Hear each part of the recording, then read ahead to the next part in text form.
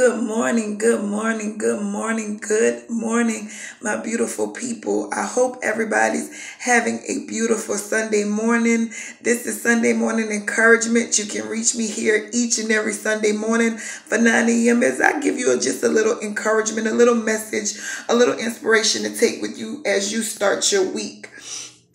I hope everybody have a blessed day, a blessed week, a peaceful week, stress-free week where you can enjoy with your family, come home after a hard day's work and just take a load off. But in the book of Samuel, 1 Samuel chapter 16, we have, should I say, an illustration where Samuel was still upset or grieving, should I say, that Saul was not going to be anointed king. So the Lord came to Samuel and said, go to Bethlehem, and when you go, meet Jesse, and I will appoint and anoint the king there. So Samuel went, and when Samuel went, he saw Eliab. I think I'm pronouncing this right, Eliab. And Samuel thought in his mind, surely this has to be the king. Surely this has to be the one. And the Lord spoke to Samuel and said, no, do not look upon his outer appearance and believe automatically that he is supposed to be the one. For people look at the outer appearance, but I look upon the heart. And Samuel looked upon all of Jesse's sons, and none of them were the king. So Samuel asked Jesse, he was like, is this all your boys? And Samuel was like, no, not my youngest. And he was like, my youngest is out there tending the sheep. He said, go get him. And that was David. And the oil was anointed upon David's head. And David was the one that was called to be king. But think about the illustration. First, there was one that he saw that seemed to fit the description of a king. See, many times we consider who's supposed to be in a certain place because of how they look, or because they dressed up, or they look pretty, or they stay together, or they stay on. So we think that qualifies them. But their heart is not pure for the job. See, you think that man was supposed to be your husband because he looked good, he looked fly, he got money, he got the car, so you think, oh, he's supposed to be. But you don't see his heart is as cold as ice. You don't see that he beat on women. You don't see that he lied and cheated and disrespected his mother. See, you looked over those attributes because you looked up on the outer.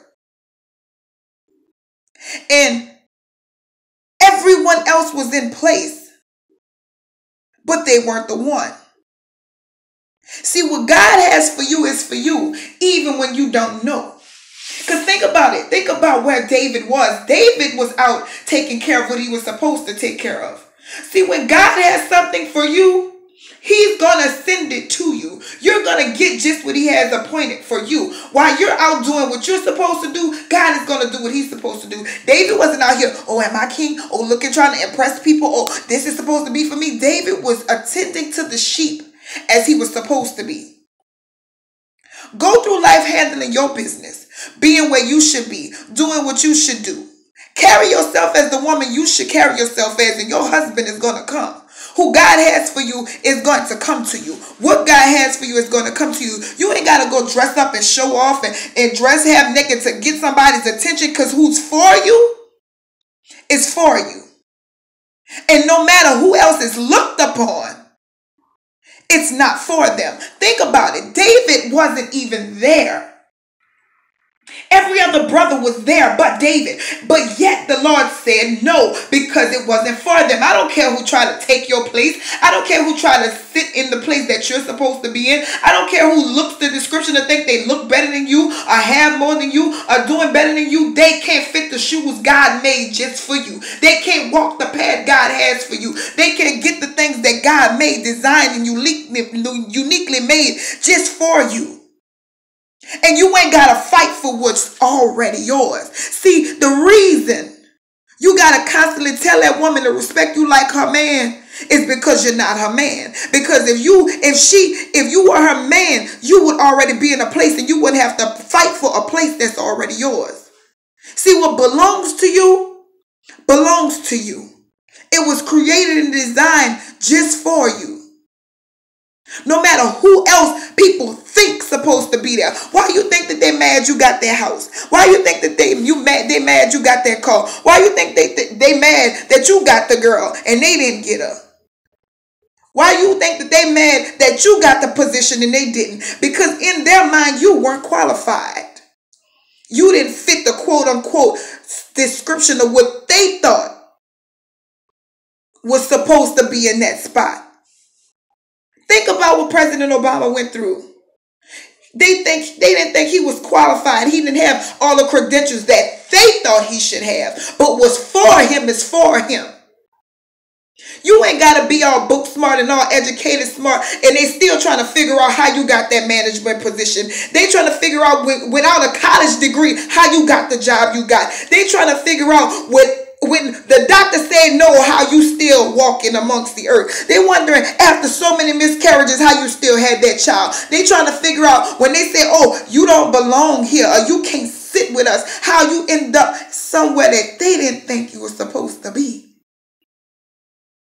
See, you wasn't the popular girl in school. You wasn't the one who stayed with the latest clothes, so they didn't think that you would be the success story because some people lived in that description, but you didn't fit the description. So to them, you couldn't sit with them. You didn't belong with them, but they didn't understand that you were divinely set apart to be king. See, David was already designed and set apart to be king while he was tending to the sheep.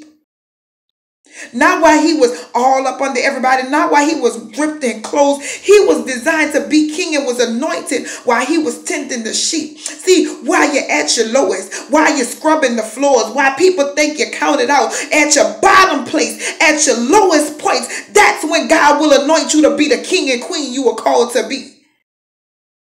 At the place you didn't think you would ever be is when he's going to anoint you to be just what he called you to be. Just when they count you out, just when they think you're at your wit's end, just when you think you don't have nothing left, God is going to elevate you. God is going to say, you're the one. I call you. I put my stamp on you. I put my anointing on you. I put my all on you. You were designed for greatness. You were designed for a head, not your brother, not your sister, but you. And guess what else? Think about the picture. Everybody else was looked at before you were looked at. He saw David last. He saw other candidates before he saw the real candidate.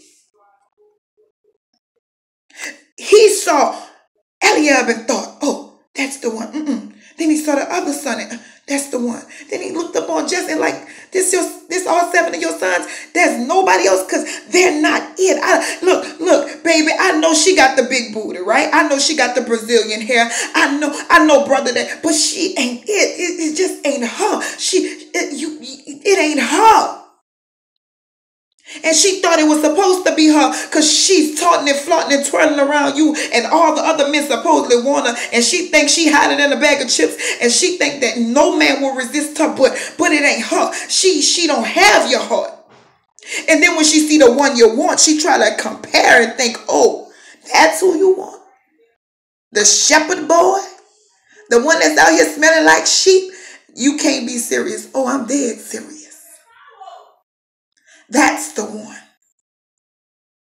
Don't you hang your head. Don't you worry about where you are now. Because the anointing that God has for you will fall upon you no matter who tries to get in front of you, no matter who is seen before you.